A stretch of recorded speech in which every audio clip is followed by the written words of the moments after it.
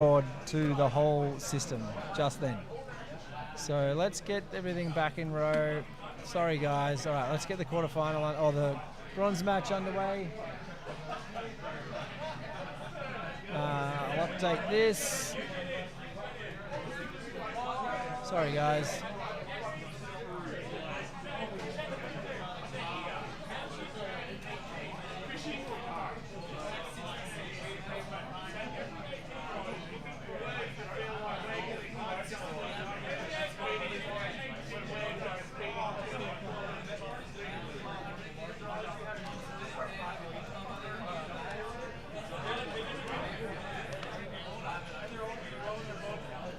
Let me get the Twitch streak back up.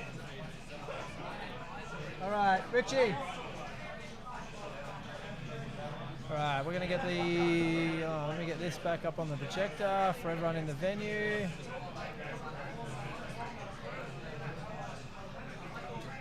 Boom. Okay, Twitch chat box. Show URL copy.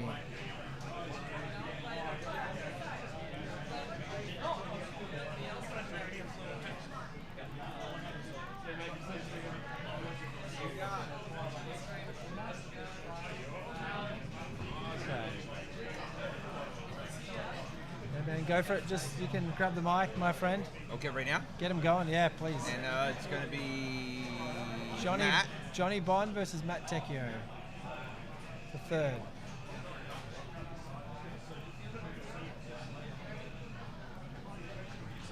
Can you, John?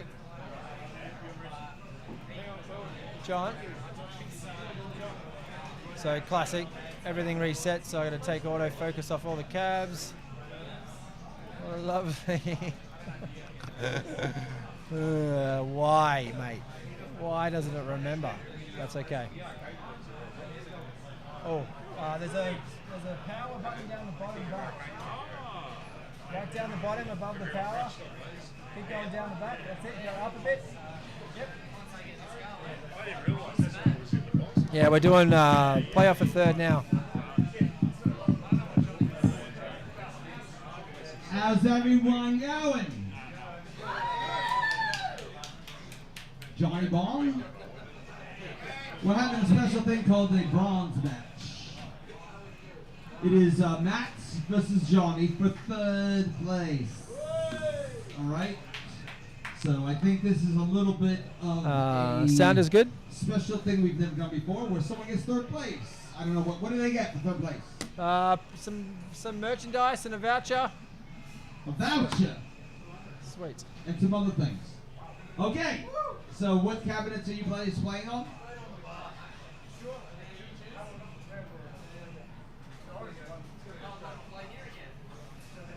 All right, one cab in the middle. I can't see why that's a problem.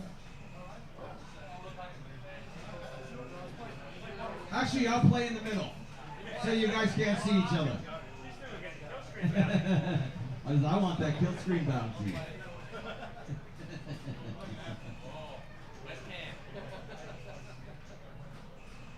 Everybody here, raise your hand if you're having a good time. God bless. You guys are good people. Who didn't raise the hand? I'll kill him. Okay, well, Johnny, I don't know what you're doing. Oh, I don't even want it. I have a fun here. I don't know. You going out for a cigarette with Estelle?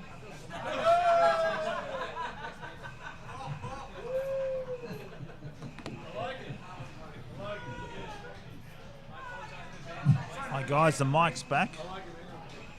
It's all working, I hear. I can see it working. All right, put the coins in. And I want to test something. I hope this works. Just let me know if you can hear this. Put the coins in. All right, on. Oh my God. That's mine. Okay, are you ready? Audience participation again. Girls in the back. Would you please help me with the countdown? 3, 2, 1. Hey, George. Ready? I'll just wait 3, 2, 1. Let's go! Just waiting for Richard to finish now. Let's see if this works. Okay. I'll just give me 1 second. So, George, I've got George Riley on the phone. Just want to see if we can get this working rather than trying to Skype. We had a lot of delay yesterday. So, George, do you want to give us a bit of an intro and see if people on the stream can hear? Oh, I can hear your... No, I think... let me ring you back. There's something wrong with mine. There's something wrong here. Let me just ring you back. I haven't connected well enough. Hang on.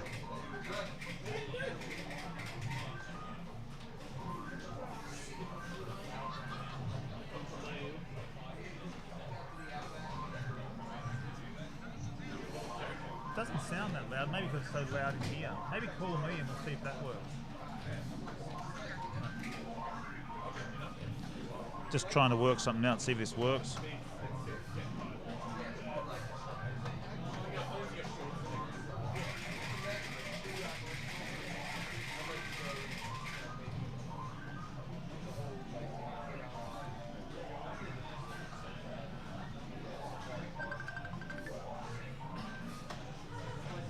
George.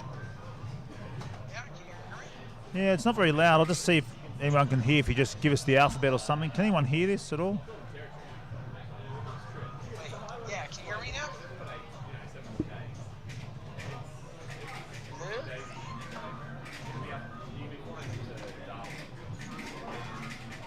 No.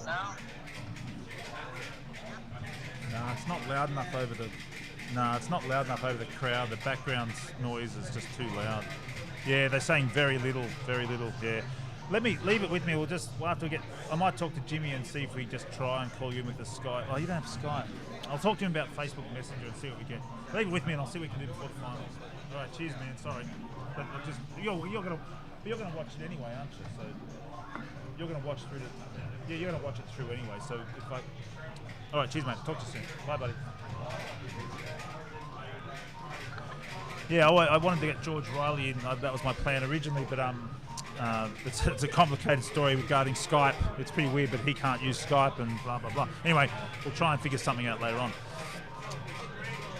It wasn't about that. I just think that George has a particular insight to the game that would be good to hear. It's not making it about George Riley at all. It just added a different perspective, which would have been fun to have. You know, I think he's got a mind for like an analytical sort of journalistic approach to this, which I quite enjoy. It would have been good to have him on. We still might get him on, but yeah, we're not making it about. Well, it's not about George. It's not like he's coming on as a guest as such. You know, it's more about having him in as another insight to the competition so far. You know. Anyway, here we are. We're playing for third place, and Matt Tecchio has been. Not even just a dark horse, really just a completely unknown person, you know, like coming in yesterday, and I suppose that is the dark horse, but even more so just a complete unknown, and having to be facing, you know, as far as the leaderboard goes, the strongest player here, which was Ethan Daniels, and managing to, you know, take that game is pretty impressive. Anyway, and here he is now, and then now he's up against Johnny Bond, who's had a few mixed games. You know, he's had a few good things go his way and bad things going away. So, well, that's Donkey Kong, but should hopefully be I imagine it could become quite a long game, this one. I think both players have been playing, I think, from the little I've seen, because we've been looking on other people's games, but they seem to have settled in and have gotten stronger through the day. Anyone got any calls on this? Who think the winner may be? Yeah, this is the third, that's right. Anyone want to say, anyone got an idea how this game might end?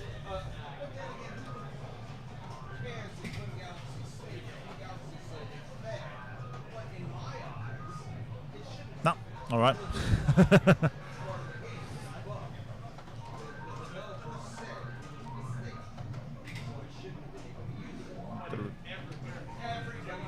Yeah, nor I really. I've got no clue as to where this could go.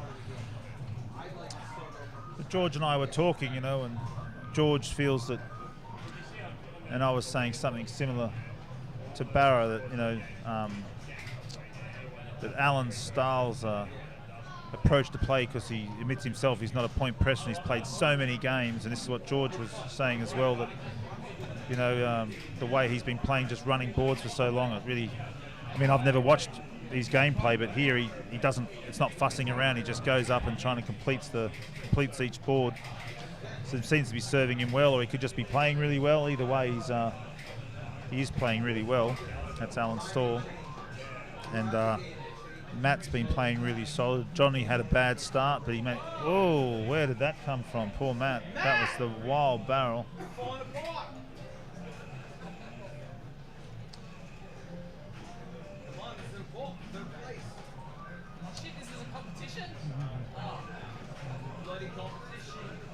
Alan for president.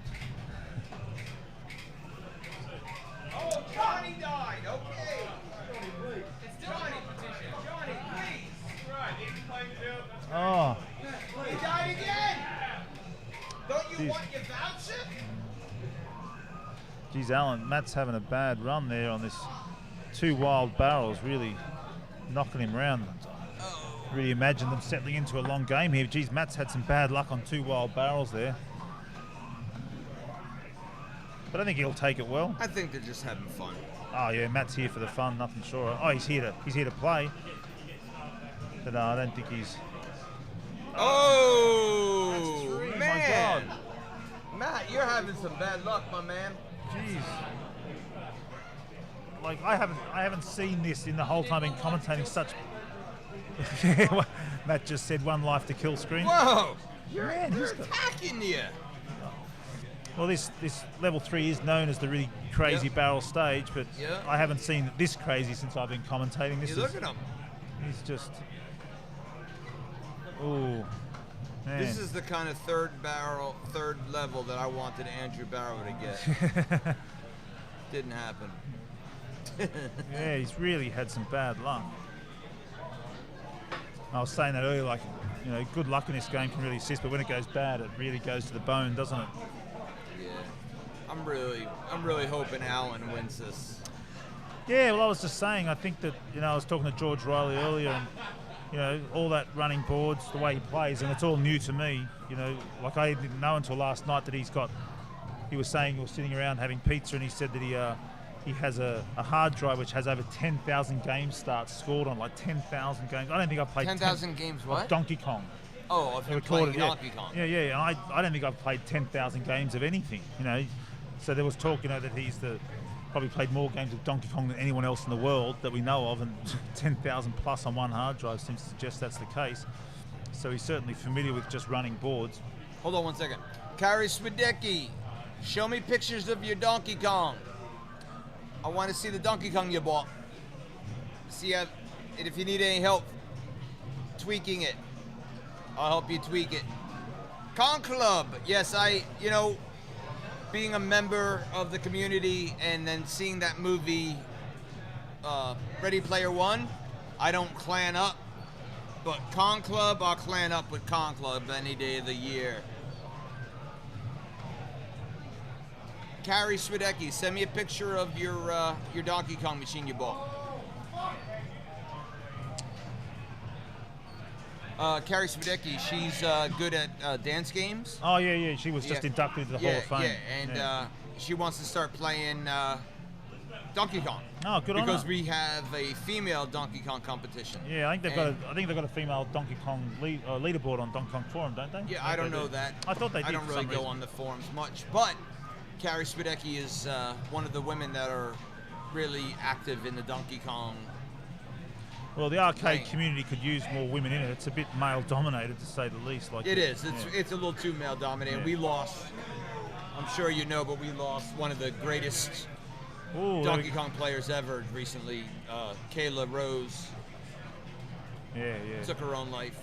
Yeah, very sad. She was, I would say, confidently that she was the best female Donkey Kong player we had. Yeah. Johnny Bond's just lost a life.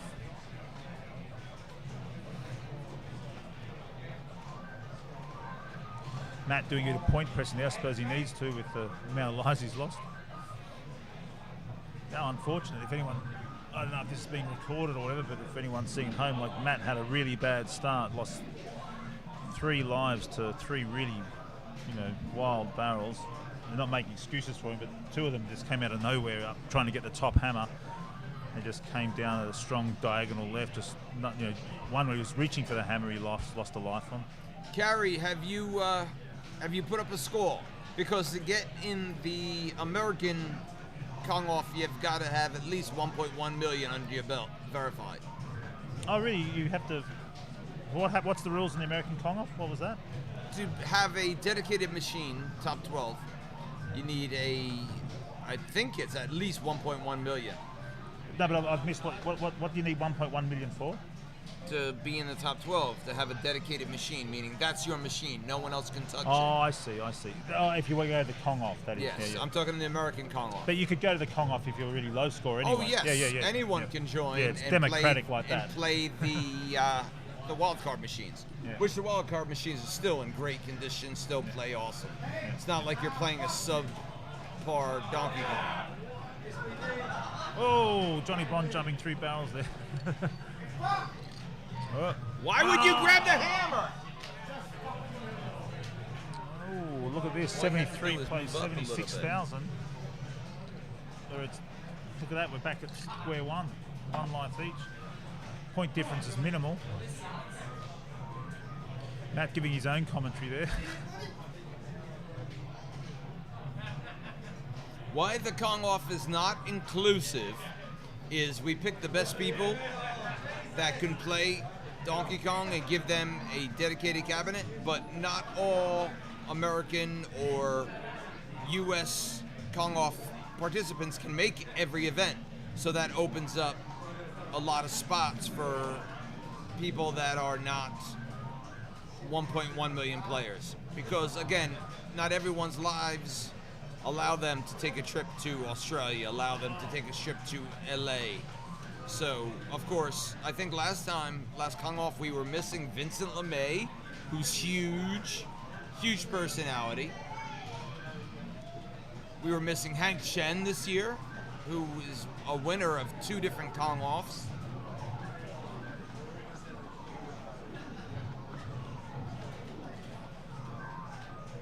Yeah, the word inclusive to me, I'm not really sure what that means. Oh. I know inclusive means, but what he means by it. Yeah, Kong off is inclusive. I don't think anyone. What basically means anyone can turn up. You just got to qualify, turn up and play. Yes, yes. With the wild cards, it allows anyone to play. Yeah, so you could be you could come out of nowhere And we have. Yeah. We've had wild card players in every single event, I believe, except the first one. Actually, make it to the finals. So there's only about less than 3,000 point difference at the moment, and both on their last man. Just like Jimmy's doing this year. Just like Jimmy did this year, he added this 3rd place bronze contest. I'm always open to changing the contest around to make people that are playing, the people in this contest, to play it, to have more of an input and be happy. So I'm always open to new ideas.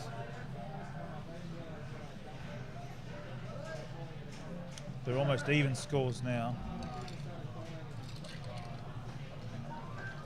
Playing the same boards.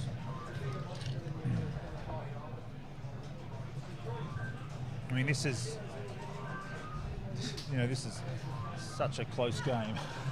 Yeah.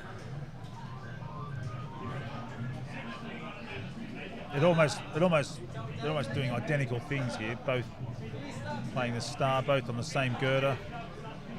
Both picking up the hammer pretty much at the same time. Billy Gaines, don't forget Hank. Hank also wasn't there. Hank who? Hank Omin. Hey, you want to get in, Ethan? Slide over. Yeah, I just ordered some food, so I. Oh, okay. Get you on afterwards then. Yeah.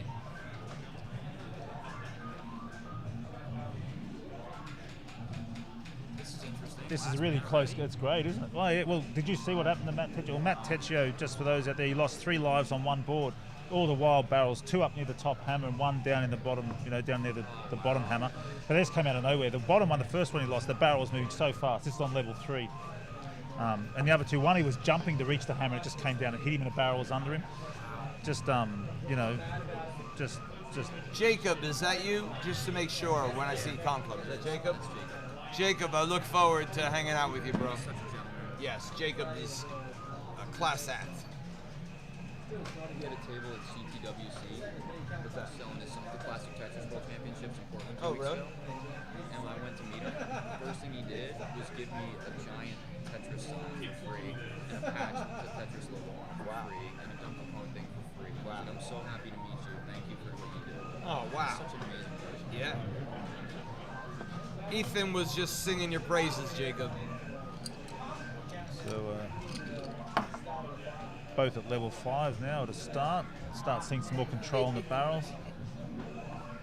So it could still settle down into a longish game.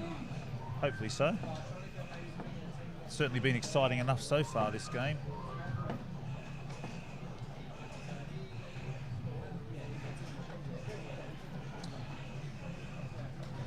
I'm not sure why that camera on Johnny's is losing its... Ooh! Johnny, bit of luck there going his way. Maybe Johnny's just throwing the machine around a bit more, I'm not sure.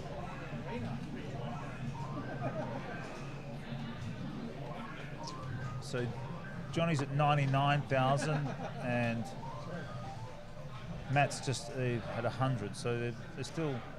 Matt's a few more points in front, but nothing major.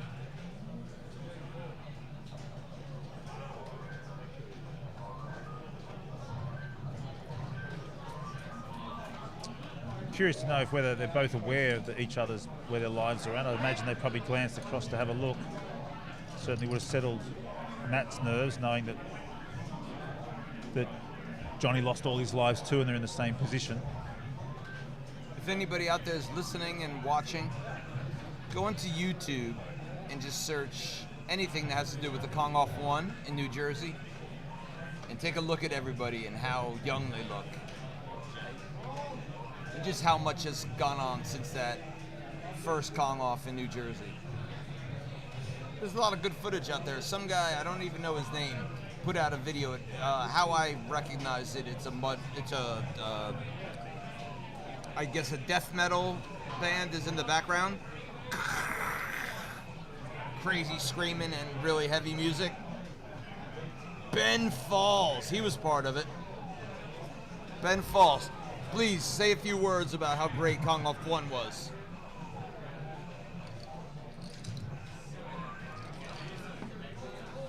I should say type a few words.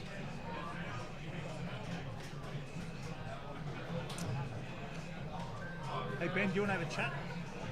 Sorry? Do you want to come on for a speak? For chat? Yeah. Yeah, okay. Yeah.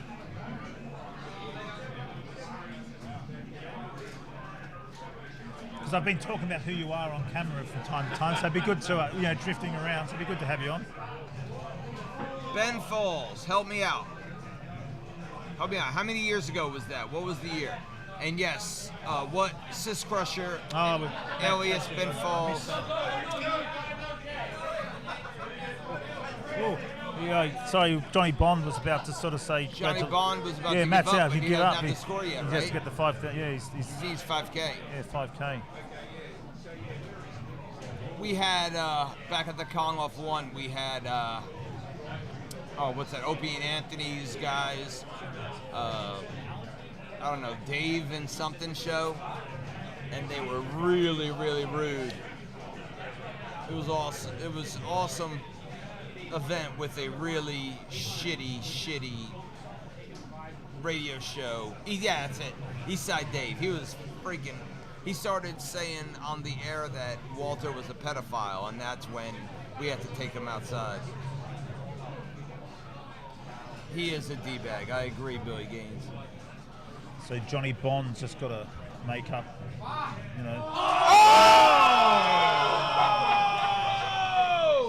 My God. He choked. Oh, man. There we go. What a wild game. I might get those guys on if that's all right with you. Yeah, of course. Why don't you get up and I'll get him on?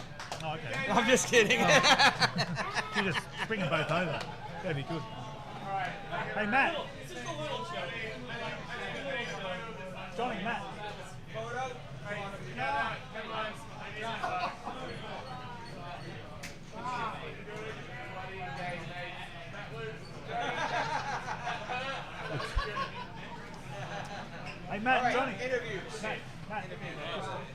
Johnny. Come on, buddy. I'm on it, Phil. Yeah. I'm just worried he's going to race off to the bar. He's going to race off and have a drink, I think. Yeah, I'll get him here first. Yeah. Please, dude. Yeah, you can come up. Come on, Johnny. Guy wrestles crocodiles. Epic. Oh, I thought I mate. won, and then I was like, fuck, let's go. Yeah, sorry, I probably threw you off there. I'm so sorry. But that stress you were under on that last stage.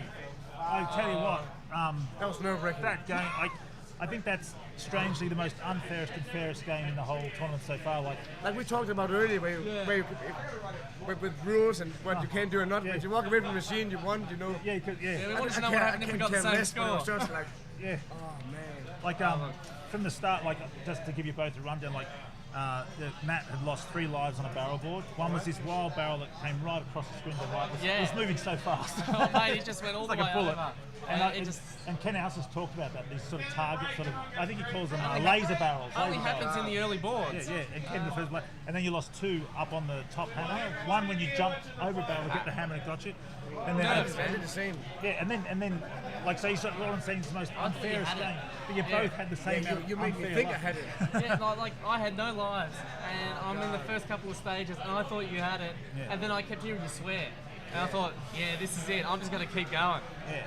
And when I lost, I looked over, and you only had to finish that board to win. No, it could have been barrel board, pie, no whatever. But You the spring. fucking springboard, I just knew it. I just fucking knew Yeah, it. I watched you come up to have to get that first elevator, and I thought once he's onto the girdle, he'll be fine. Yeah. I thought because that's where you Yeah, lost yeah. last time. He's on. I think, oh, he feels good. I And then thought that- if I You're took at the the top, both yeah. prize, I'm set. But I didn't hear any cheering. When I got the second prize, I'm like, fuck, I have to finish this level. And then- so what was it? A long sprint? Was it what happened there? I don't know. I don't even know. I don't know if Nerves, but yeah. man, well, that's the shortest game. That is the shortest Kong-off game ever. I think I'll let I you go. have no shame. I won. I think I'll let you go get a beer, Johnny. I can see my family's back here Johnny, too. I'm gonna buy you a beer. What do you want? Anything, just a beer, Hey, please. How about a There's a gentleman giant here. Scotch, giant Bundaberg rum? What do you There's a gentleman here whose name I can't remember. I'm not gonna get you a beer. You have a final to do. No, hang on, am I done? No, that's it. I mean, if you'd like a beer, that's fine. No, that's good. You need a pint. I used the lucky anything coin. of it. Someone gave me their lucky more coin. I percentages, just the want to better. say, whoever that was, I forget your name. That lucky coin got me that game. No, it's good. Yeah. I was getting some change to put remember what it was? if I saw him, I It's hard to know. know it was lucky. That must be the unluckiest game, the way it played out. That was a shit game, man. Thank you for playing a shit game. Oh man, what an honor, man. That was good fun. Fuck, I enjoyed that. That was fun. Someone's gonna haunt me. I How many already drinks did you fought have today? probably 12 beers so far. I'd had Alright. 2 before I even went here. I had like That's 3. 8 o'clock. So the secret to success, kids, is do not drink. More than 3 beers. Yeah. Mate. It's been a pleasure. And I thought I was knocked out when me and Alan played because I was the first one out and he was still playing. So I thought, oh, you already have 3rd place. I'm already out. And then I got told, oh, you had a 3rd place match. I'm happy with anything, man. Man, I was so glad it was over. And then this, what a roller coaster. Fuck, Yeah, it unreal. I thought, honestly, when Matt, you were down to 1 life, I thought, this is just the game against the clock. Yeah. And then I thought, oh, well, he's settling in maybe. And I thought, and then when you came down to 1 man, I thought, well, we're back at square one. Fuck, when you walked away and I thought I won. Then, oh, get back to the game. And I fought 2 prizes. That would make me on top. But then the second prize, there was no one cheering on me. I'm like, fuck, I gotta Hang complete on, the yeah. fucking stage before I win. I fucking choked. That was The awesome. games I are gotta have a great, look at the Watch it replay. back. Yeah. Watch where I distract you and don't hold it against me, man. I thought you had it. I didn't even know your score when I went over there and congratulated you. So And this is all on Twitch, isn't it? So you will be able Yeah. to watch it again. And so I think that's the most. I'm not like that was the most exciting short that game was of so the event cool. so far. That was pretty wild. First place was so intense, man. I think wild is the term there. Like it was. If someone wants to see how random Donkey Kong can actually be, this guy this is a textbook fantastic random player. game. He deserves a lot better than that. Well, I think you both. But he, And you've been the wild card all week, and you just pull it off one game after another. Like you must be so pumped Oh, after mate, beating I Ethan. am just ecstatic. This event has been an achievement. And I love it, and I love everyone here. Would have been the same without you. We just met you just Friday, I think. Maybe today, to be honest. you were the wild. Maybe I can buy you a drink, eh? 13, 14. You stop counting after the number 8. So who we got for number 1? Alan? No. Oh, hang on. Yeah. We got Alan and we got who? Estelle, because he beat me. So, and of course, that decided first and second. So we've got a third place winner. So, That'll be pretty good. worst case scenario, either of these next guys will be second. I thought you were playing again, but you're not playing again. no, You're no, done. What would you like to drink? No, I'm all good, man. Thank you. Sure? Yeah. I think after that game, you could tell I've had enough. And, No way, you're playing fine. It was just that game was possessed. that was pretty well. I'm sorry, man. What a fucking You're blast. too good. Nah, that was awesome. I fucking loved it. What a roller coaster. Wonderful time. I wish we could have put on a better game for the people at home. Oh, I think for everyone here watching it was an exciting match. So Matt, you've only been playing for 6 months. Yeah, Bloody hell, dude. it's a great game. It's fun. Have you done anything else for the last 6 months? Yeah, I was doing uni and I was doing work and I come home, play a couple of games of Donkey Kong, and Spare time. I heard this event was on through the So no Aussie Red Arcade. Dead Redemption 2, just Donkey Kong. Look, I installed it, Okay, but that there's was some 2 Donkey days. Kong. Yeah, good. Did you uninstall it or did you install it? I installed it. Alright. And then I said, fuck this, excuse me, I'm playing Donkey Kong because Donkey Kong's a better game. In 35 years from now, or whatever the hell it is, people will still be playing Donkey Kong, nobody will be playing Red Dead 2. Well, I haven't played bloody snow level. I'll put money on that. Anyway, she should get me off the mic because I'm talking shit. Yeah, I'll let you Oh, guys what get a off. fucking blast, seriously. Oh, Man. that was great. Go see Unreal. your family. Thank you again. It's been a pleasure. Yeah, you'll be around till the end. I of will it. be. I will be. I've got to go find my wallet. Thank you. Talk soon. If you do want to drink, let us know. Thank you very much. I think Ben Nichols is going to have to sit down.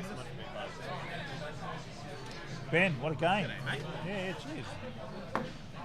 You've broken up your own PB yesterday. I did. Yeah, level I have 6. a modest score, but I got it to level 6 for the first time this week. I've spent literally a year stuck on level 5, but I've been spreading my efforts amongst, games of every variety, of every kind, of every game in this venue. So how does this? I was going to ask, how's this differing from last year's event? Just obviously more numbers have come in, greater range of players. I think, last year was untested. I think last year was a little bit of a sort of question mark, and sort of like I can't express so much how sort of like, we've got a lot of things that go on here, but this particular event's not really been my thing. It's very much been Jimmy's thing, and he's really driven this. He's worked incredibly hard to make it all happen. He really pushed for last year to happen, and he did a really good job. And this year we've really stepped it up by a significant amount, especially because of like Dave and Adam, who have been involved in doing all the tech stuff. Like they've been busting their asses to get the extra cabs going on. Oh yeah, I think that's. I'll just quickly. Ben next to me, Ben Nichols. He's the co-owner and founder of Netherworld. I've already mentioned that a few times, but yeah, like the behind-the-scenes stuff. Like you got 2 technicians here building the cabs. They've done an amazing job. Yeah, and so like they've been busting their asses for it, and everything was really good. And I think like the important thing for the crew is that wanting the event to be world class. On the level of like making sure that we don't do anything by halves at Netherworld, and I think we don't want this to be something that we do by halves either. So we've been putting our absolute all into it, and I think we have. It's good. Well, talking to people, particularly the players, have loved it. They loved it last year. There's certainly another, the atmosphere, away from the cabinets and outside of the Netherworld is just as positive. Everyone's hanging out, talking, having drinks, having a laugh. Like it's very and very support for each player. Like I don't think anyone would begrudge someone beating them. Like it really is like, well, everyone's playing to win, but of course if they lose, they realise that they're not going to deny the opportunity for someone else to win against them. I can't imagine anyone here storming out in a huff. No, absolutely. Everyone here is so friendly and so positive about the whole situation. And like, look, I'm not a big competitive gamer. It's not competitive gaming isn't hugely in my interest, but Donkey Kong's been something that, at least for the last couple of years, has been something that's been this like consistent running thing where it's become a point of fascination. I love what it represents. I love what the game is. I love that. It's not a game that you can accidentally have a good game on. It's not possible. No. Like you've got to train at the game. You've got to get better. And we had a situation where before we even opened Netherworld, we had a Donkey Kong cabinet at my other bar, which is the Scratch Bar over in Milton. and that was the first experience I've really ever had playing Donkey Kong. I started playing that, and you know, the first week that I had that game, it was unreal to get 5,000. And then the second week that I had it, it was unreal to get 10,000. And then 3 weeks after that, it was unreal to get 20,000. And just seeing this, like, over time, just slow, gradual progression of that, it's a little bit embarrassing that I've been stuck on level 5 for a year now. But I haven't been playing it that often. I play a lot of different, like, a lot of games. Like, I cannot stress enough how many different kinds of games that I play. But, I was really stoked to at least get past that sort of like goal point yesterday. But watching these players go is unreal. Like watching these players go. Oh, sorry. Yeah. Just watching them play. Like watching Estel just before, and watching just how effortless he is at just getting through those levels. About how well he's able to command those barrels, and when you get those wild barrels down, he doesn't even flinch. He's just like, yep, cool. To the right of that, boom, boom. Get a couple of extra points by jumping next to it. That's some unreal playmanship. Oh, it's like I always say, it's genuinely a finesse game, and like you're saying with you know, arcade games in general, you don't accidentally get on and get a high. Like you know, you don't accidentally break a world record. It's not, you know, it's a genuine skill involved. And I thought I'd just also point out, Netherworld is for those who aren't, especially in the US who aren't as familiar with it. It's a venue that, you know, also has. I mean, it's a genuine barcade, and it has there's a restaurant attached. But outside of the arcade games, it also has pinballs, which is really Jimmy's. That's where his roots lie, in pinball. Jimmy's roots are definitely in pinball. But also, through the day, has a huge library of board games. Everything from chess to, you know, Carcassonne, and you know, I've looked through them. Like there's heaps there, and they also regularly run an RPG night like Dungeons and Dragons once a month. Isn't that right? Yeah. So like. And that's more your thing, isn't it? Well, I mean, like my background is like I would call it a very broad spectrum of gaming. I play pinball, I play video games, I play board games, RPGs. It's a very broad thing across the board, and I do like that we've got some things at the bar that do cover pretty much all of those spectrums. We've got about 130 games at the bar in terms of board games, along with the arcades and the pinball. And we do those Dungeons and Dragons nights once or twice a month. And it blows us away how popular they are, because we put those tickets up online and they sell out within an hour. We get 70 people within an hour just jumping in for those Dungeons and Dragons things. And I think that's a thing that's very much a now thing. D&D has found this audience and found this popularity, which is a little bit strange, because I don't think anyone really anticipated that. But no, like I think when I was a kid playing it, you know, in '86, I bought the red box, the Mensa red box set, and I bought the rules and had to sit there and read through it myself. I didn't know anyone who played, and you know, I was running those games back then, and of course that was around the same time as the Satanic, the Satanic Panic. Remember the 80s Satanic Panic. Yeah. So that sort of warms the cockles of my heart. And then it became it sort of disappeared and became this kind of, it was very niche then and sort of seen as a very geeky thing and all that sort of stuff. You know, it's kind of sweet that there was a Satanic Panic about Dungeons and Dragons. It's such an innocent, light thing, and people were worried that was the pathway to the devil. Yeah, well, those who track it, anyone out there playing, but remember the deities and demigods, they removed the Call of Cthulhu bit because they saw it as some way of summoning demons and stuff. So anyone's got one of those. I personally feel like pinball is currently the pathway to the devil, and you know, Jimmy, you really got to like, mate, you're setting a lot of people up on the path directly to hell at the moment. I hope so. But I think you're right. Like, I think there's like things like Stranger Things, of course. It's really fun stuff. And Big Bang Theory. We see D&D and that. And I think, and now we were talking about yesterday, the amount of girls have turned to it is enormous. It's pretty mainstream, and it's a pretty diverse thing as well. You get people of all walks of life, and lots of women who really love it. Our D&D nights are pretty much 50% male and female, which is fantastic. But not something that you'd expect out of sort of nerd circles.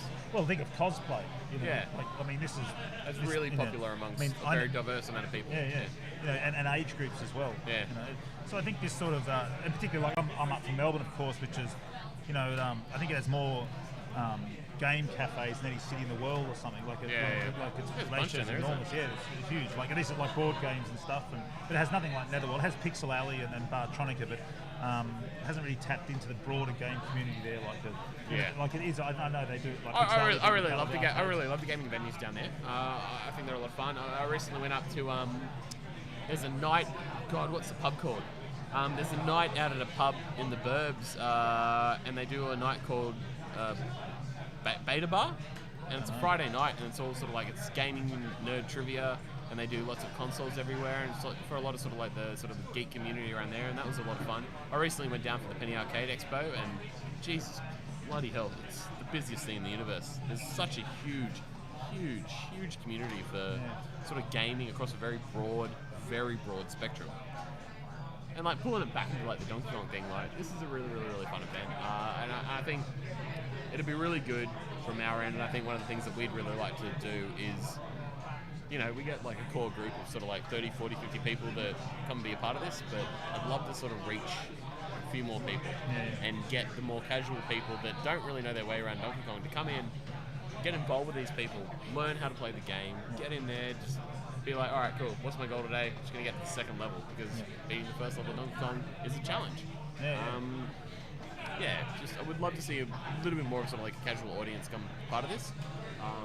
But as it exists, the crew that we've got here today is such a lovely, really warm and welcoming and accepting group. Like, it's a good event. It's been a great event. It's a great event, and there are spectators here. Like, I don't know if people can notice the background, but people are just sitting here watching, you know, roll by while they're having a beer or a drink and stuff.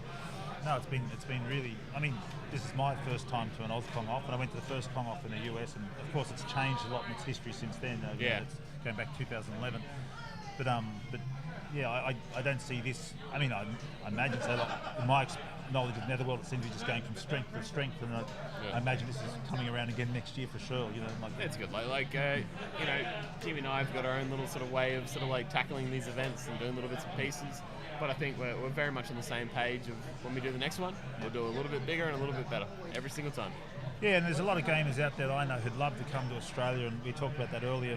And even though they're not Donkey Kong players, I was saying, you know, World Record Mondays, it's casually referred to now after the Kong Off. I was saying, I'm sure you guys would be more than happy to accommodate them with a game if it's available. They'll get it on the board or get it on the floor. And so those out there who may not be Donkey Kong players, and you're looking to, you know, I know quite a few of them who really would love to come to Australia and looking for a reason to come. At the end of the day, you know, the reason we do this bar, the reason we do this thing is at the end of the day, it's that concept of community. It's the idea of getting people involved, getting people to share love for the things that we love as well. And, you know, we get a weekend where a bunch of people come in and they celebrate something that we love or that they love. That's us in paradise. That's the best. Oh, well, you can see it. You can even the staff. Like, there's just I can't imagine too many. I mean, of course, it's work, and they come in and work away. But there is a sort of a relaxed feeling here. I can't imagine too many people are, you know, grinding through the day. You know, maybe the cook out the back. That's always. I've worked in kitchens. That's pretty hard. Like, but you know, what I mean, it does have a great. sort of like our staff work really hard because it's a busy venue, and that's great. You know, we're really they earn their money. You know. But the majority of the staff have all been here since day dot. You know, it's been 2 years now. We don't get a lot of staff turnover, and we love it. It's a big family. It's all people that mean a lot to us and that are really close to us, and we want to make sure that they continue to be family. You know, even when people leave, we don't let them go very far. Because, like, drag them back in. Yeah. But on those casual gamers, and you guys have had master classes here. You've had people give, you know, classes on, you know, for people, because there are other arcades in Brisbane. There's one up, which isn't too far away. What's the other one? Pincadia. Pincadia. They're currently sort of they've had a little bit of sort of downtime because they unfortunately had a fire recently, but they're open very, very, very soon again, and they're lovely, great people, and we really wish them the best for their reopening. And isn't there one more? Or have I got that wrong? I thought there was one other arcade. Was there talk of another one? Or maybe that's my imagination. Not in terms of sort of like the classic arcade games. Oh, okay. Yeah. No, it's pretty much just one up arcade. Who's Stephen, who runs that. He's killing it. He's got an amazing and large lineup of classic arcade games. Pincadia are a really lovely venue, and wherever he is, Pin House across the road. So they're like a little pinball place. Oh, maybe that's what I was thinking. Yeah. So they don't have a bar or a kitchen, but they also run like a beef jerky company. So it's sort of like this like fun little mix of beef jerky and pinball into one place. But it's a great little. The quality of his machines are just. Well, there's a big pinball community up here, isn't it? Huge, yeah. So we've got the Brisbane Masters, which is something that Jimmy's been working really hard on with Lambo. Lambo is one of our great pinball players and organisers who's up here. They've been organising the Brisbane Pinball Masters for the last couple of years. It's probably one of the biggest celebrations of pinball in Australia. And they've just announced and they've just secured that the next Pinball Masters is actually going to be at the Eka in Brisbane, which is huge. That's huge. That is huge. So what does the turnout do you reckon they're going to get for that? So the first year, I think they're shooting for somewhat moderate goals. So probably talking 400 people. But if it goes well, if it's good, they'll look to that being an important part of the ECA in future years. The way, as a venue, as us being involved in this particular thing, it's something that we'd seriously consider putting other really important arcade and pinball events almost as part of this as well, if it happens properly, because the ECA is probably one of the biggest things that happens in Brisbane every single year, and to have, you know, pinball and arcade, prominent pinball and arcade events happen during that time, we personally feel like that could be a really, really important and amazing thing to happen over the following years. But we'll see how that goes. It'll be the first time that we do it this year, and we'll absolutely throw our absolute all behind it, especially Jimmy. Right. And yeah, we'll see how it goes. Ben, just quickly, Jim, we had a question, Jimmy. When's the finals going to start, roughly? 1 minute. Guys, I saw the question up there. How long to the finals? All right, I better get off and take some photos then. Yeah. Ben's been documenting all this. And you've been doing some footage as well, like not just photographs, but a little bit of film footage. Unfortunately, I've sort of tried to interview people this weekend, but it hasn't really happened. So we might hold that up. After the event, I think you could, you know. We'll hold that up for next time. Probably some nice footage this weekend. So. Yeah, no. All right, thank you, Phil. Great event. Cheers, buddy. All right, we're getting ready for the finals. Hi.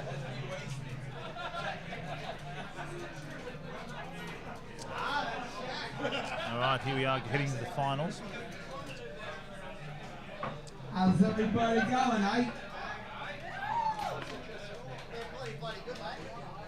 Everybody bloody good? Wow. What? Ben. What? What were you gonna say? Good job here, Kai. Hey. I'm trying. Kai.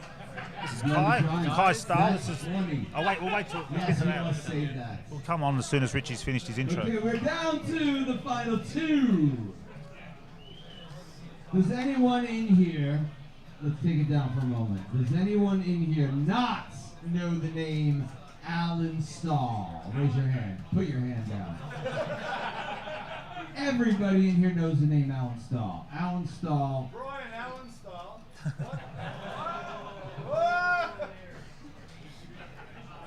I don't even know how to recover. Okay, well, Alan Stahl's right next to me right here. I want you to say a few words about what this community means to you. Love. The community means lots to me. Love in general. All grouped together as one, and it's just been fantastic. This Donkey Kong event and all the people who've done it as well. Love it. How long? We love you. How long have we known each other now? How long have we known each other? Over 15 years. 15 years, and we're on opposite sides of the earth, and we've been friends for over 15 years because of one game, and that game is Donkey Kong. Believe it or not. So what game is yours? Which one are you choosing? Of course. Where is your competitor? There he is. You're not out smoking. All right. So everybody, Estelle, where are you from, Estelle? Alabama, USA. From Alabama. So you've been around for quite a while, right? Yeah, you've been a while. So when did you first join the Donkey Kong community, sir? I'd say around 2010. 2010. I remember. And how long have you been playing Donkey Kong, sir? Last 8 years. The last 8 years. So in the Netherworld, Kong Off 2, we have went from, who was last year? Shane? Shane, and who did you play against last year, Shane? Is Graham here? Too bad Graham couldn't make it again. But you never know with this new bracket tournament that we instituted probably at like Kong Off 4. You never know who's going to be in the end. But I think this is a perfect just example of how great this event can get. Guys like Estelle, guys like Alan Stahl, head to head for the final contest. Are you guys ready for the final contest? Now hold on, I didn't hear you. Did I say, are you ready for the next contest? Are you ready? You bloody cunts, get on your machine! 1 second, photo fall together. 1 second.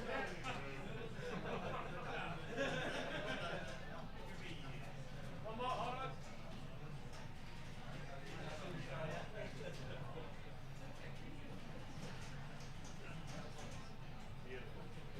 It's on! It is on! Like Pong! You guys all thought I was going to say Donkey Kong. Wait, what's going on here? They're going on separate sides? Is that okay? Jimmy, where's Jimmy? No, we got them both on screens here. Oh, okay. That's okay? Okay, Phil, what do you think? Looks good.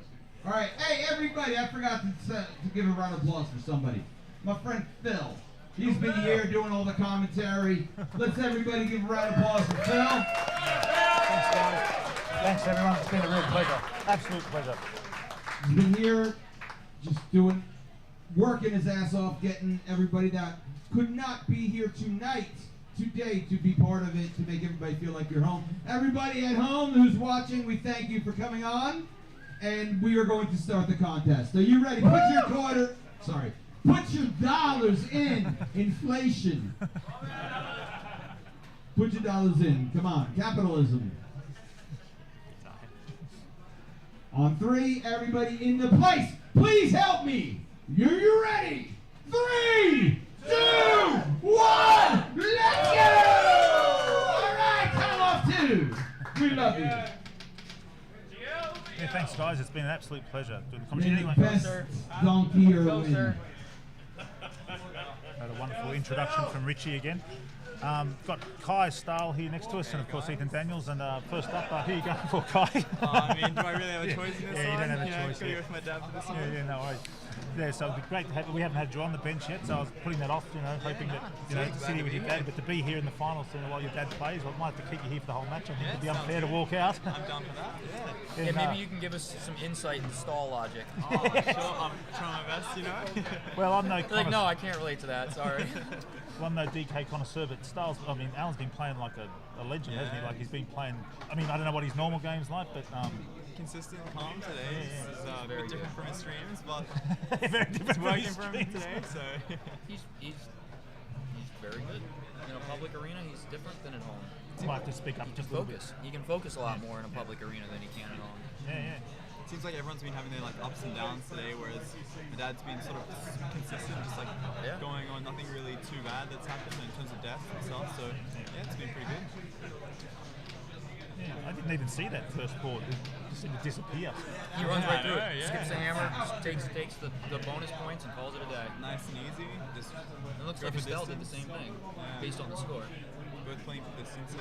Do you feel a bit more nervous with watching your dad here in the finals? Yeah, definitely. I mean, like, I've always seen him playing at home, and I, kind of used to it now. It's just gone out, but it's finally like realizing, wow, it's the finals and he's finally here. So a bit nervous for him, but yeah, if he plays like he has been today, I reckon he's got a good shot. But yeah, both two good players up here. So if he keeps playing like he has been, yeah, I reckon big score will happen in this game, from both players. So I've got a feeling. I think you'll ever hear the end of it.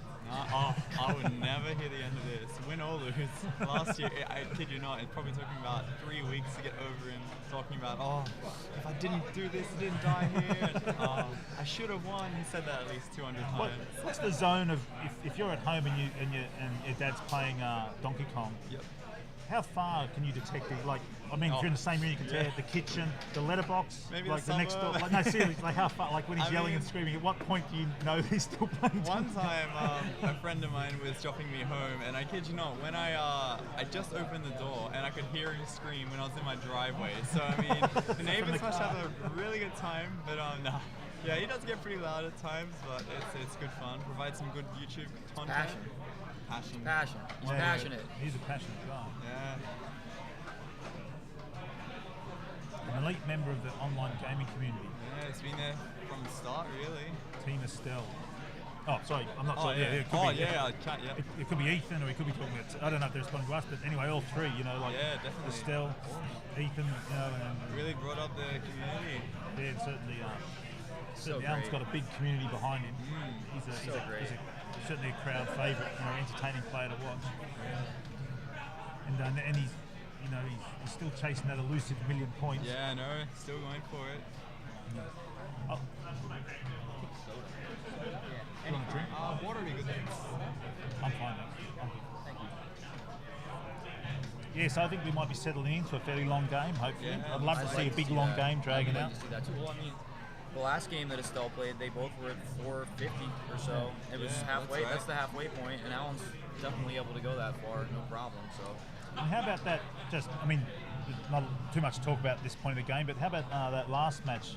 With Johnny and Matt. So diverse isn't the right word, but it was such a crazy divergence from all the other games. Yeah, it was like everything had been fairly level spaced, and one death here, one death there. Like they were both on their last man for 100,000 points. And then the ending, that's where all the pressure comes in. Once you hit your last man, I mean, you can psych yourself in. I got 3 men left. I got 2 men left. I got 1 extra man still. I'm okay. Once you get to your last man, it changes everything. Yeah, dude, it changes everything. And actually, the last game, it was 2 things. One, it pointed out the absolute randomness of those wild barrels on level 3. Yeah. But the other thing was we were talking about earlier, Kai, Ethan and I, about the confusion that can happen without that clear knowledge of when you won. Like we saw Johnny get up thinking he'd won, and he hadn't, because he didn't know the score, and he had to sit back down. So the emotions went up out of and his then down. element, and then he had to sit back down and finish the spring. And it turned what should be a pretty much 90 or 95% completion rate screen into a, oh man, if I don't make this, I lose. Yeah, and I think, and he came up and said, what you were talking about earlier, Phil, we really do need that for things like this, because he was thinking, because Matt wasn't sure, and he turned, everyone was cheering, thinking, oh, well, congratulations. Then it was only afterwards, people go, no, you haven't won yet. He was actually just about to tap him on the back, and I was like, no, he doesn't have the score yet. Don't touch him. But then, you can't knock Matt for being courteous, because there aren't any rules for this. I think we need. And he just assumed that he had lost right away. He didn't even check the score first. And you can see why. Like the players, they're not taking track of everyone's game. They're focused on their own. So no, I actually had no idea. In my matches, I had no idea where my competitor was at. Unless, if we had been up on screen, it would have been easier. But to actually go out of your way to look, it's taking yourself out of the element. And I think, again, a shout out to the community there. I really think that these things need to be established. It's not a big set of rules, just genuine, just basic kind of outline saying when you enter a match, shake hand, all that sort of stuff. But when you finish, don't get in, until there's a clear kind of referee or umpire say this match is now complete. So and I think I'm not making excuses for anyone. Like those wild barrels are not saying that there's no should have won. It could have, yes, but should have. Those things are dicey. But I imagine his emotions. That's the beauty of this game and the bracket. There is no should have. But his emotions must have soared up when he actually thought he had won. No, I've got one over here. He must have thought he had won, and then have to sit back down and go, oh, I've still got to work through these. What was it? Less than 2,000 points. Anyway. It was 5K that he needed. Oh, 5K was it? And it wasn't even like, again, had he had the knowledge, he could have maybe gone over to the side and just leached springs, but I don't think he could have even gotten 5,000 bonus leaching springs because it was level 5 plus. If he only needed 2K, he could have gone over there, jump, grab the prize, jump, never even finish. Jump it out to 0 and then win, but couldn't even do that. He had to go through. Oh, Alan lost a man. Ooh, we missed that. We did miss that. Wild barrel to the face. Yeah. This again, it was pretty wild. Well, Alan will be glad to get through this. So what do you think, Kyle? Will you beat your dad's score someday? I've always been sort of on and off with Donkey Kong. I started off pretty into it, but to be honest, this tournament's kind of ignited that flame in mine for the game. So I'm planning on going home now, then finish with school, practice a bit more, come back next year, and hopefully be a bit more competitive. Really? So that's the plan, and I just think I need a bit more time in the game. So everybody having some skills and see how it goes. But I would say that it's probably pretty apparent to most people, but you guys have different playing styles. Oh yeah, definitely. Right? I mean, I've kind of adopted more of a simple place. I used to be really into point pressing myself, and everyone on my dad's stream would know that they hated me for it because I'd barely get past the second screen. But this tournament, you can't really point press, so I've tried to be a bit more minimalistic and just run the boards and go for distance, which I think is a lot safer, and that's the beauty of a lot more of the bracket too. It's more of a distance race than a score race. Whereas if you're at home, unlimited restarts, no pressure. It's all at the comfort of your own home. All right, Al. Let's see. Looks like he's settled back in now, which is good. Yeah, well, unfortunately, all three of us missed that wild Yeah, barrel. no.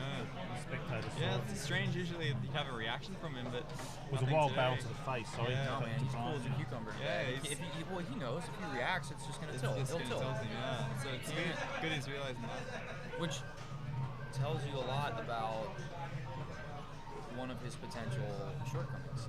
Yeah, If he can stay cool like this and put up scores like this all the time in tournaments, then if he could stay cool at home, then he probably would have a much better chance. Same with me, you know, like when I sit, I'm always doing dumb stuff at home, and then in the tournament, you zone in.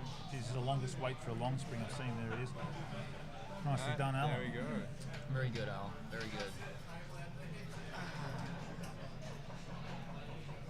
Yeah, I got a bit of thanks there for the commentary, but also thanks to everyone else coming out, particularly you, Ethan. You've given a real great insight to the game through today and yesterday. You're doing all the work, sir. Oh yeah, but still, having players like yourself on here who have a much greater and in-depth knowledge than I'll ever have. But yeah, it's been real pleasure to do it, but also have people like yourself come on and offer your time. It's been Thank you very much. And you too, Brian. I know you just stepped on. No worries, yeah. Always interested. Look at this stall hammer. 5 smash, stall hammer. Oh, 6 smash, stall hammer. Hey, massive. Oh, man. So good. Good question, Mark. Now we'll talk. Kind of close.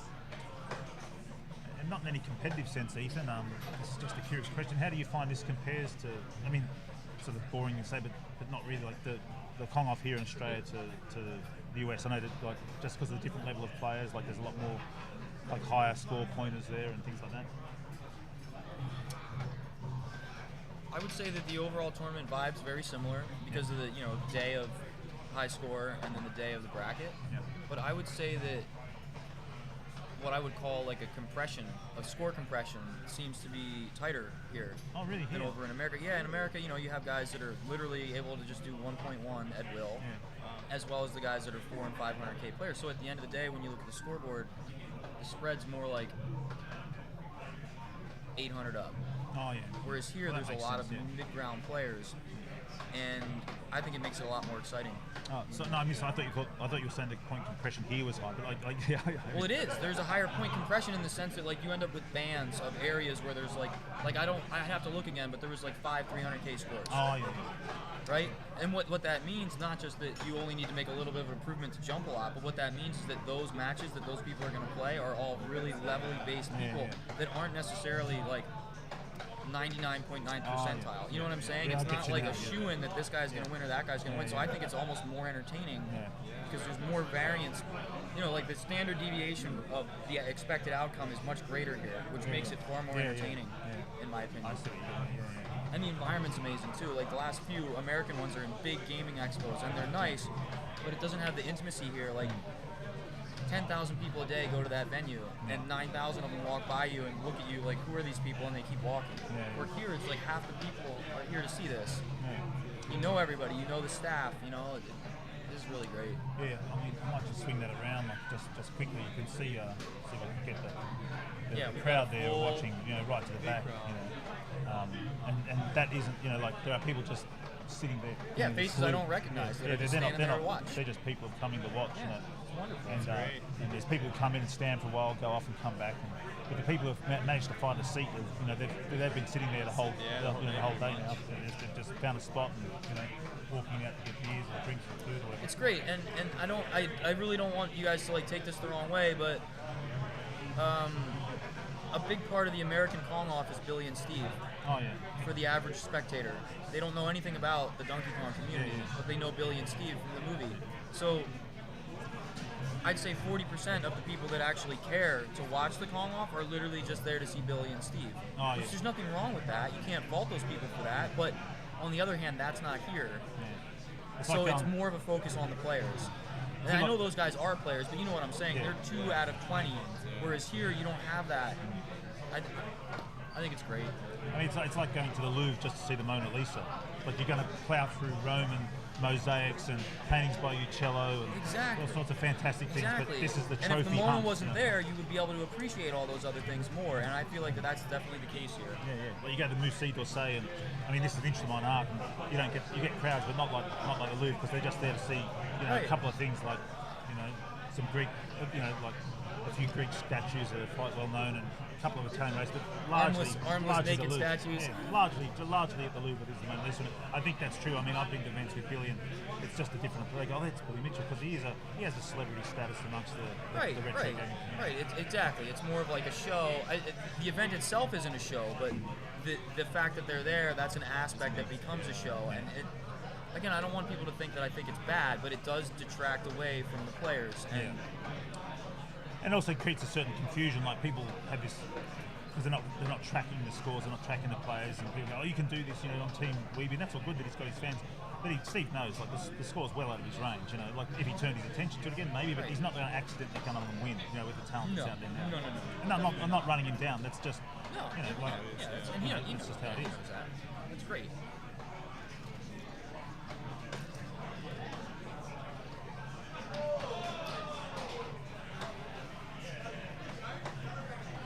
Alright, so Estel's already on level 5. Your dad's slow playing it. This looks like it could be fairly suspect. And by fairly suspect, I mean he's probably screwed. Now he's pretty much definitely screwed. This is exactly how I died earlier. Oh. Gee. Unlucky death there. Yeah. Reminds me of yours. That's exactly. I had two of the back-to-back top left corner fireballs in that game. Gee. And you're still at the mercy of the game, but this is now where it starts to test your mental fortitude, because you start thinking about the fact that I'm at a disadvantage. Oh, Estel died as well. He's on his second man. And this is where it really starts to test your mettle, because you're not just thinking about playing the game, you're thinking about the fact that you've been screwed, that you're down a man relative to your partner, you can only afford one more mistake or one more screwing. That's it.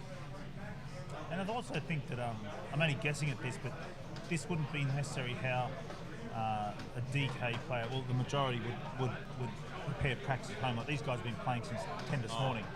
Yeah.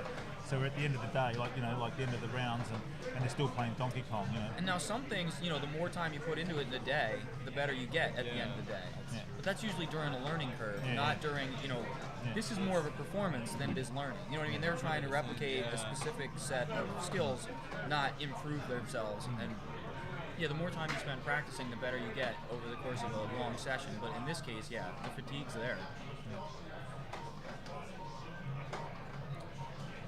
Just interesting to look at the point difference there. Kai and Daniel, Kai and Ethan. Bit of a lead growing for Estel. Yeah, he's about 10K behind, one man behind as well. I noticed that a fair few of his games actually. It was, I think it was the game before he was behind against Johnny, but I guess it didn't matter in the end as long as you can still make it and I guess go the distance. But early stages still, so you never know what can happen. Ooh, close one there.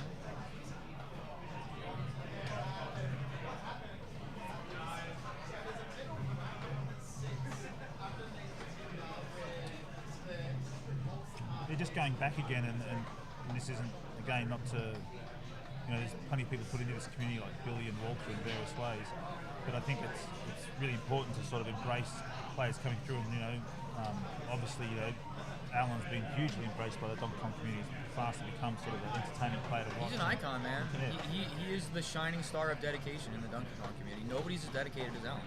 He's played more than anybody. He's literally got more logged out. Maybe not Robbie at this point, because Robbie plays and plays and plays and plays and plays and plays. But as of last year, he had more time than Dean. Wow. That's amazing, dude.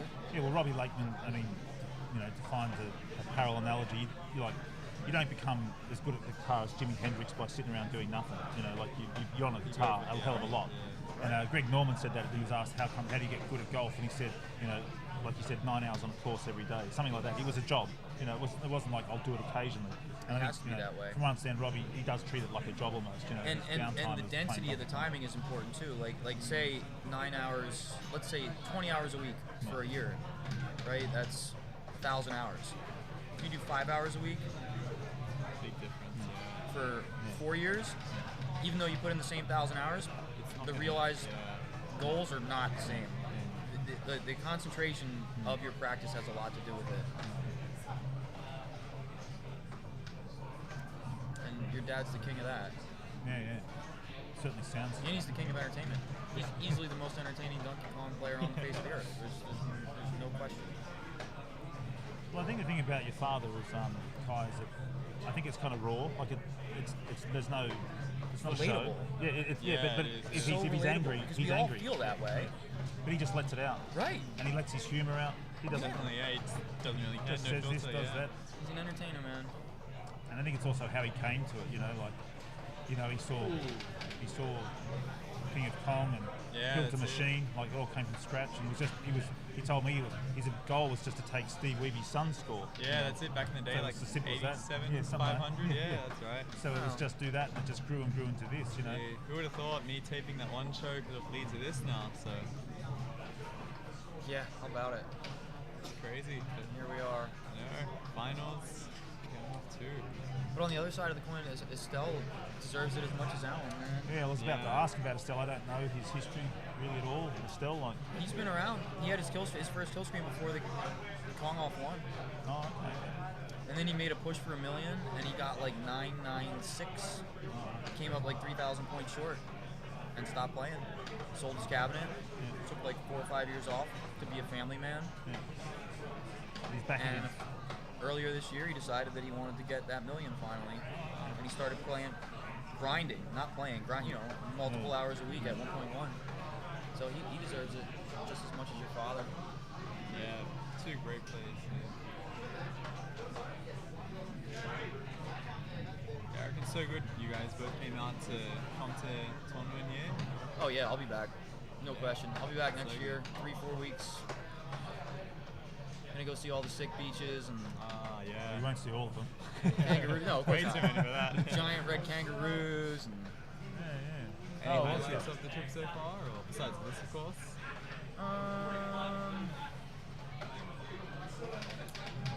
I have a not safe for stream highlight that I can't talk about. It was really good. The brewery tour was amazing. I know what you're talking about. Yeah, the brewery tour was amazing. Just seeing all the people, man. People watching. The cultural diversity is so different here because, like, you guys have a very large Asian population that's not represented like that in America. No. The majority of our immigrants were either African American or Hispanic. I mean, we have a decent European population, but they're now just considered American because they're second, third generation. Okay. So and another major highlight is just the general atmosphere. Everybody's so friendly. Everybody's so kind here. You'll bump into someone and they'll look at you and be like, "I'm sorry." And it's like, I bumped into you. I'm sorry. And they're like, I'm sorry. And it's just like, oh my God, everyone's so nice. Everyone's so nice here. The cities are beautiful. The coastline's beautiful.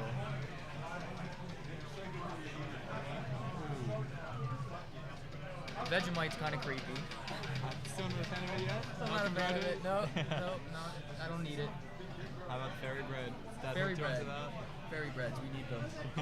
Oh, fairy bread. Fairy bread. It was a thing you had as a kid at parties and stuff. Yeah, that's it. Alan brought it to Kong off 3. Yeah, that's right. Oh, okay. And we're like in the event, and he's like at a table, like making fairy bread. Fairy bread. Yeah, it was a real thing in, like, when you're a little kid in parties. It was always there. Yeah. Probably not now. I don't know. Not as much, I don't think. But and the beer. Going back to what you're saying, the beer scene here is amazing. They have amazing beer in Australia. Well, it wasn't like that for a long while. Like the big brewers sort of brought out all the independent ones, but now they've all come back again. Yeah, it's all research. Oh, and the arcade culture. I mean, okay, we're here playing video games, so everybody just assumes this is it. No, this is just the tip of the iceberg. This is the pinball capital of the Southern Hemisphere. Pretty much, yeah. There's arcades all over the place. There's VR arcades. There's regular arcades that are open till 4 in the morning. We passed a flea market the other day that had classic consoles for sale. Oh, really? And you're not a nerd here when you do this stuff. In America, you're still pseudo-marginalized. Now, Twitch is kind of breaking down that wall, but here, everybody embraces it. Yeah. You go to the other side of this bar and you see like tons of young, hip people having a blast.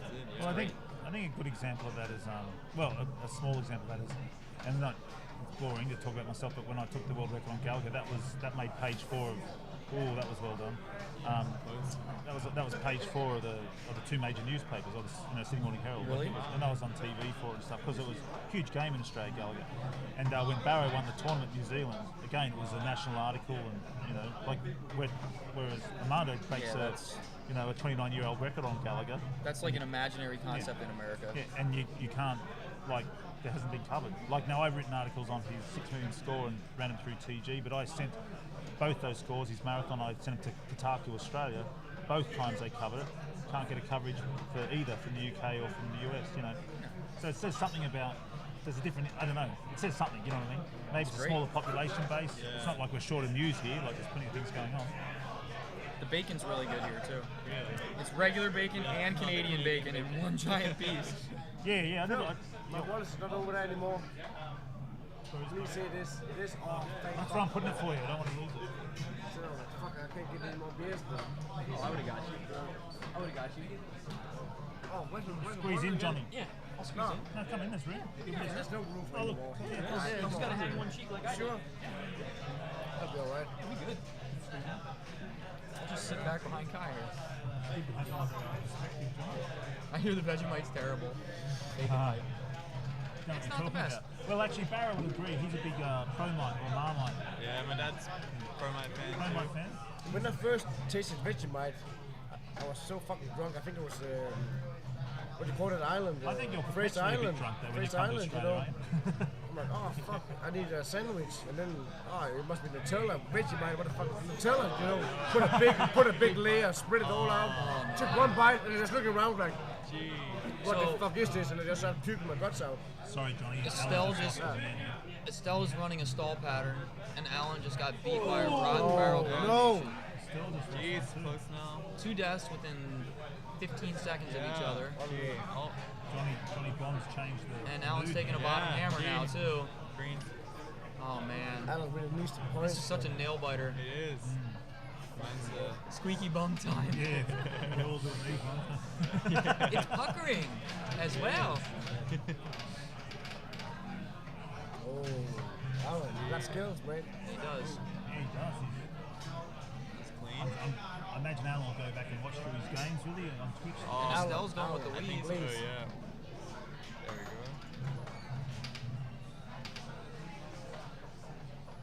Oh boy. Oh boy. Jimmy guys are watching Alan. Oh, it's the same thing, and he got through it this time. Oh! That was clean.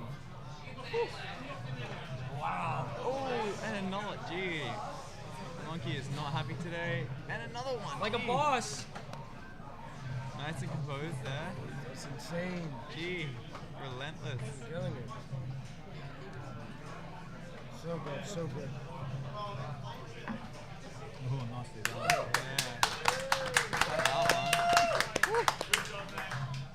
Gotta stay nice and composed here. I'll tap that. Yeah, that's mate. Yeah, it is. I don't know how, but somehow Estelle is almost an entire level. Yeah, I ahead of just Alan realized now. that. And neither of them are taking bottom hammers, so. Yeah. What the fuck, rest is Wonder where in he the lost chef? the tying on. Is that really the ice cold beer world record holder? I don't believe it. Got a few Ras, Alan is that fans. you?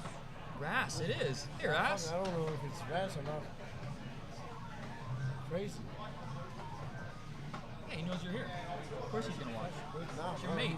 I haven't been on here for fucking. Finals brought in a few more. Nice retreat, Al.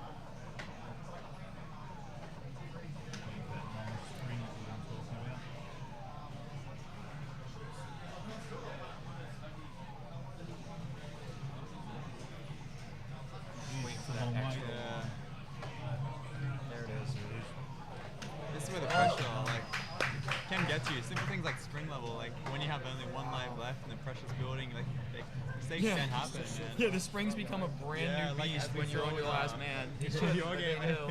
Yeah, Johnny. Because you know that you're literally a coin That's flip where away I from showed death. Oh. And it's not even like you can see it coming. No, you you have to. You have in to the commit moment, in order yeah. to be there to lose.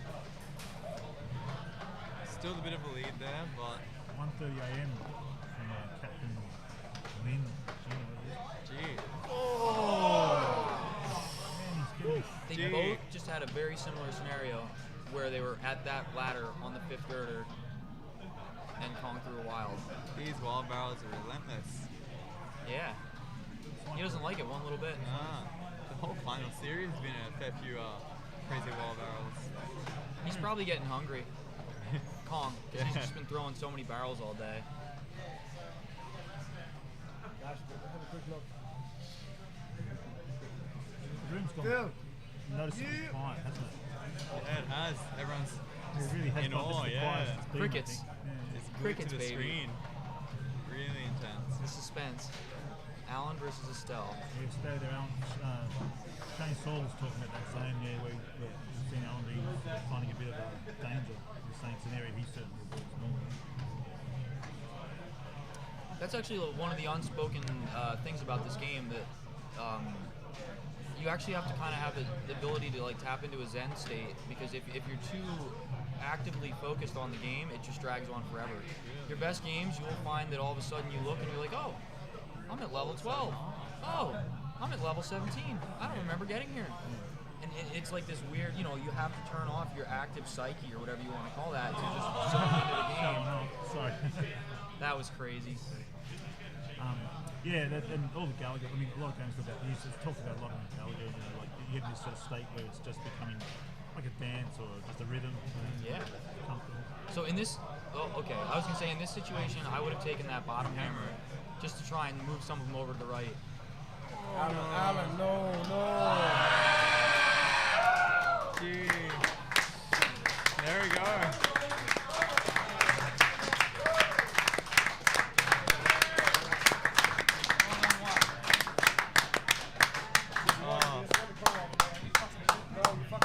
Second at the same time. Yes. You absolutely stop playing.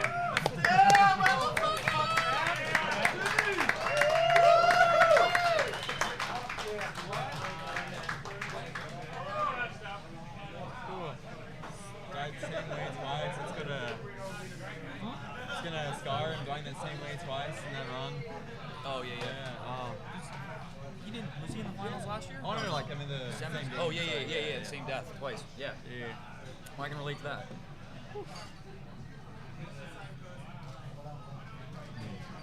Imagine Wow. emotions are up and down at the moment. Oh, I can imagine. It just shows you the amount of stress that, like, it's been building all day. We had much higher scoring games leading up to the finals, and they both lost a ton of men and were playing.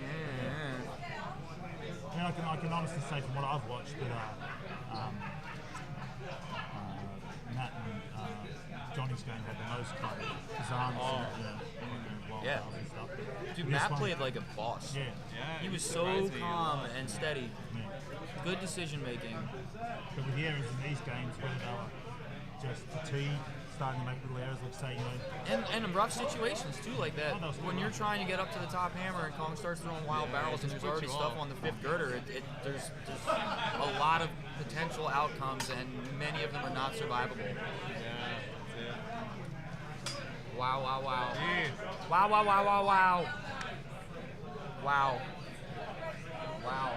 Yeah. I think let's turn this camera to the crowd, guys. Yeah.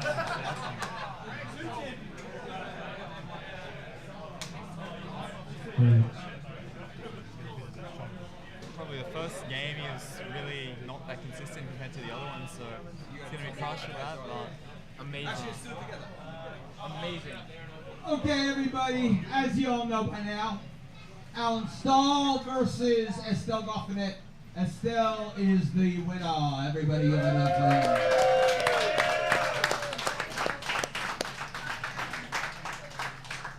Estel is the new proud owner of a brand new car. I'm only kidding. Hold on, let Jimmy tell him the prizes. So special mention to Johnny Bond for coming fourth. Round of applause, please, guys.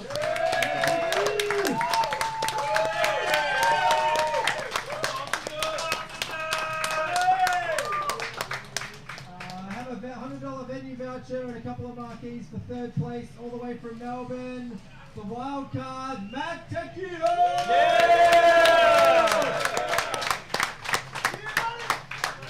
Come up here, come up here. showman right here. He's a showman.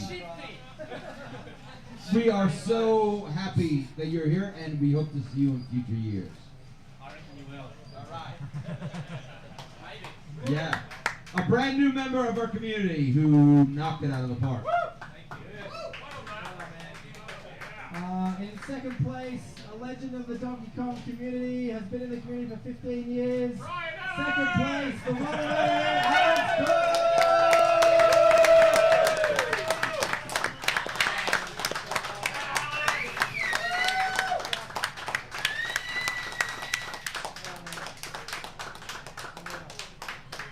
Twist it around.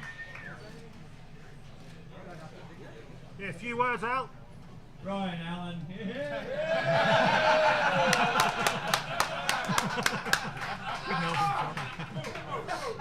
I'm not the friend everybody for coming out and watching the Donkey Kong event.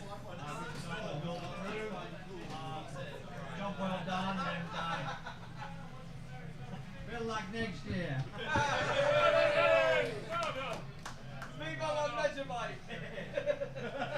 We love you, Alan! We love you too!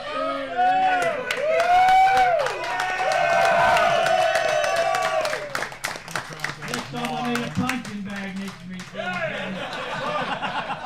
you realise that today, the only Australian that won is you? The only Australian that won is you. Import. Well, there was Matt. There was Matt as well. Everybody help me say hi to Alan. It's an inside joke.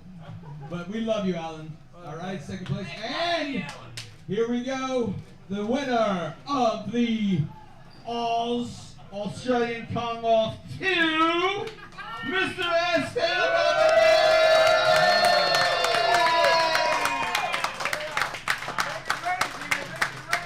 Ooh, what a fucker! And he's my roommate. This is a fix. You want to say a few words? All right. Yeah, I came down here just for one thing, and that's the community. That's what drove me down here. I expected to play zero DK, to concentrate on my drinking. So it's just amazing that this happened, and it's awesome to meet everybody. And that's it. Thanks for watching. Bye for now. Yeah, so that's a part of history right there. You go down in the history books.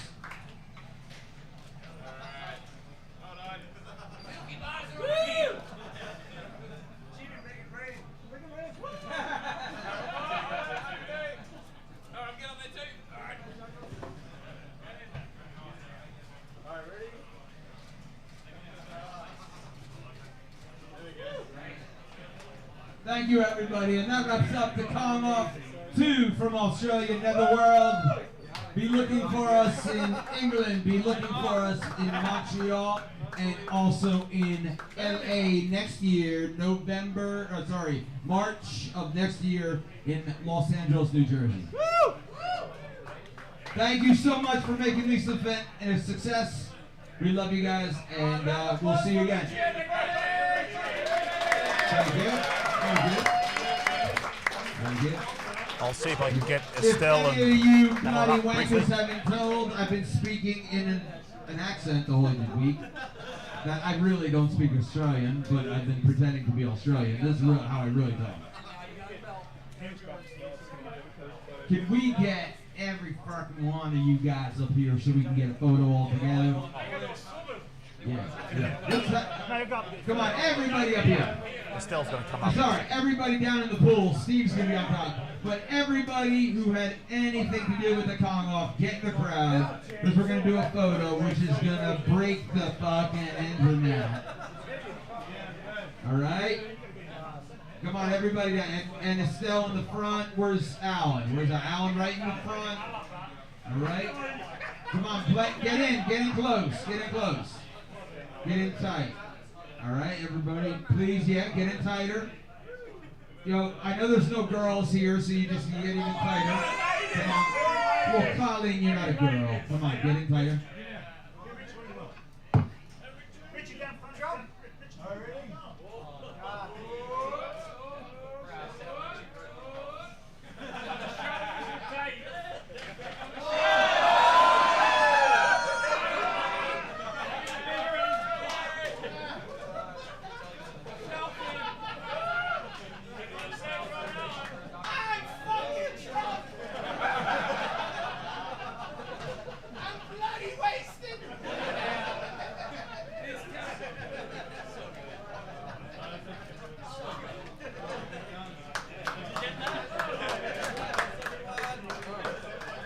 Estelle.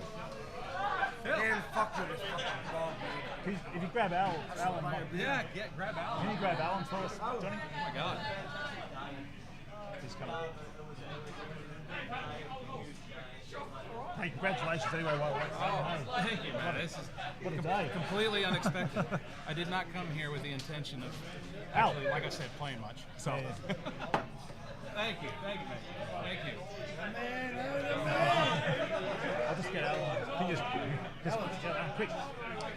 Alan. Hop in here, man. Congrats. Hop in here. What a day. Yeah. Love it. Not going to hold you up for too long here, just to get a quick wrap up. Shout out to your fans. Well, you got them. There's been plenty of people on, cheering you guys on through the stream. There we go. Estelle, you might know some of them. I'm not sure who they are. But, Yeah, Flob. now, you only just returned to Donkey Kong after you sold the machine, had a family, or got a family going. And just got back. After I put up my 999 800, I ended up selling my machine, and I bought one 6 years later, so I really didn't play for about 6 years. And it's like, I want to get this million-point game out of my way. And so does Al. Al's got it. He's got it down. And I started getting back into it for a few months, and I finally got it. It's like, it's just amazing. Unexpected, I thought it'd be a lot more rusty than it was.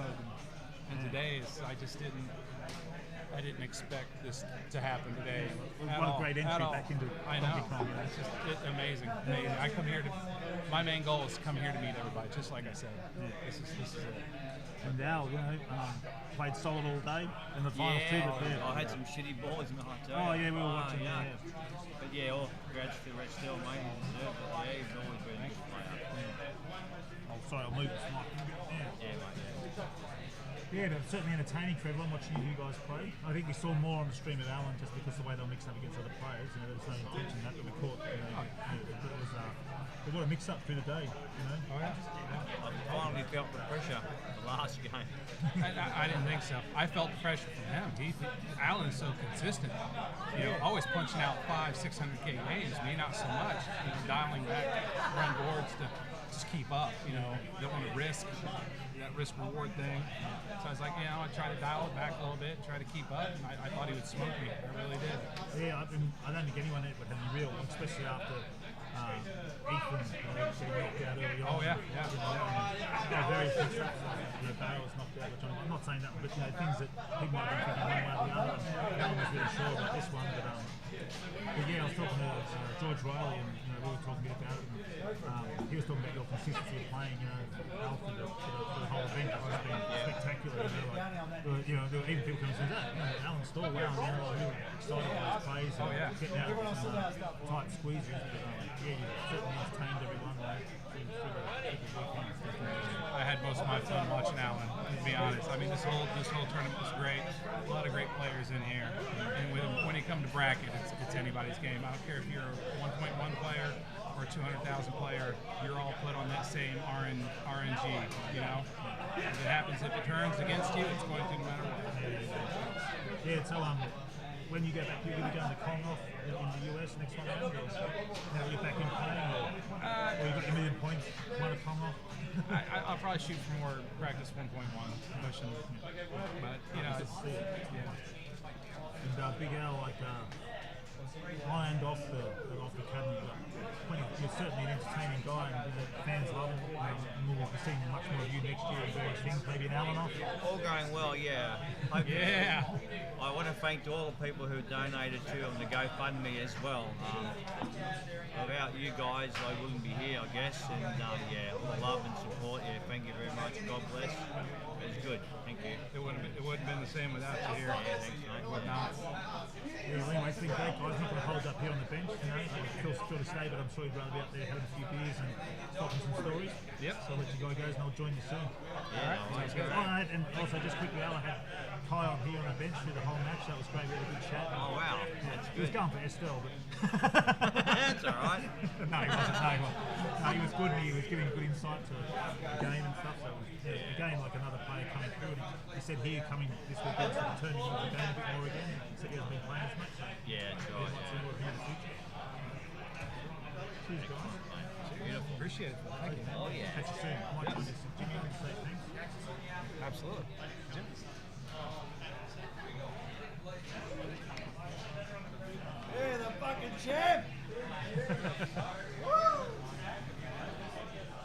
what happened.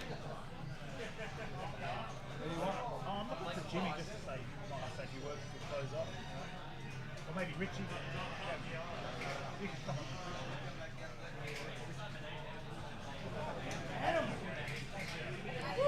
Thanks, guys, and we're just to sign off here. I'll say thanks on behalf of Netherworld for joining in, but I'll just get Richie on to. I'll get Dave in too. Come in, Dave. Dave James is responsible for building the cab, so in many ways you could say without, especially these two guys in Netherworld, it certainly wouldn't have come together. Move that around a bit. But yeah, David James on the end there, he and his other technician, what's your other? Adam. Yeah. Adam, last name? Lee. Adam Lee. Yeah. They build all the cabinets and do all the inside hardware stuff, and of course Richie, no introduction, but just thought a trick to get you guys on. Richie, say thanks to the fans out there, to you and all the other players. Yeah, well, thank you for everybody tuning in. It was better than I ever expected. Alan Stahl in the finals. Estel, of course, his talent took over and brought it home for the U.S. This place is sort of like an oasis of just magic in the middle of Australia. I love it. Consider it a second home. Thanks to all you guys for watching. Thanks for Phil. Thanks to Dave and Adam, Jimmy, Ben, everybody. It was a great time. I'm actually gonna go back to the hotel room and now and sleep. Nah, you're not. You're gonna just. No, I'm going up back to take a nap. I'm freaking spent. Then you're coming back. I'm coming back in tomorrow and playing Space Invaders. Oh yeah. Those. Now, just quickly while I've got Richie here, so tomorrow there's what's been coming casually referred to as World Record Monday, and tomorrow we're going to see Michael Kidney's going to be on playing Nibbler on an arcade cabinet, going for certainly their first run at what it feels like playing marathon on Nibbler, and Richie Knuckles, second place holder, the former world record on Space Invaders, going up against John Tannehill, the young talent in the Space Invaders. Well, it's a pretty elite group, really. It's just you and him are the only real sort of strong competitors. He's definitely going to beat me because I haven't touched a cabinet in a long time. Yeah, but it's fun to have a game regardless. So yeah, I have the videotape in my bag if I have to take it out. But yeah, those that you come back onto this Twitch, that'll be up tomorrow. There won't be any commentary from me. I'm heading out early in the morning, but it'll be streamed, and I think they're going to stream Kibler, as we like to call it, the whole event through the night, and there'll be others here hanging around to support for it. Yeah. So I assume you built that cab. I did. Another scratch built. All right. Yeah. Yeah, well done. All right, well, thank you. No worries. We love you guys. Thank you. See you all tomorrow. Jimmy. Bye, guys. Thank you. We'll see you back in the U.S.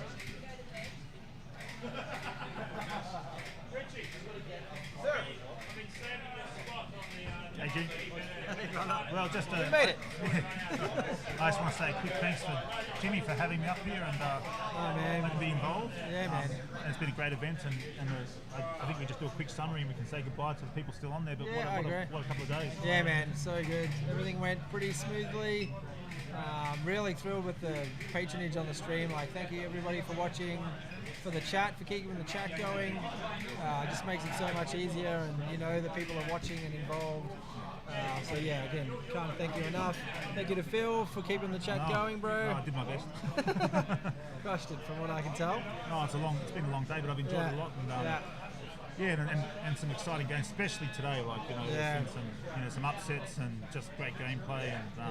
And my appreciation of Donkey Kong, I never really thought I'd find it as entertaining as I could. Is that right? No, man, I've been running pinball events for like 6 years now, and this is hands down one of the best events I've run. This one last year was the best event of the year, and it's done it again this year. So potentially bigger and better next year. Yeah. Oh yeah. Well, if you want me back, I'll be more than welcome. It'd be a pleasure. Cool. Yeah, well, anyway, thanks again, Jimmy, and Ben. I had Ben on earlier, so we had a chat, and thanks to all the players and all the fans. Sorry, Phil. Anyway, say if I can put these at all. Oh, yeah, pass that. Yeah, I'll thank you very much. What are they? Man, Alan?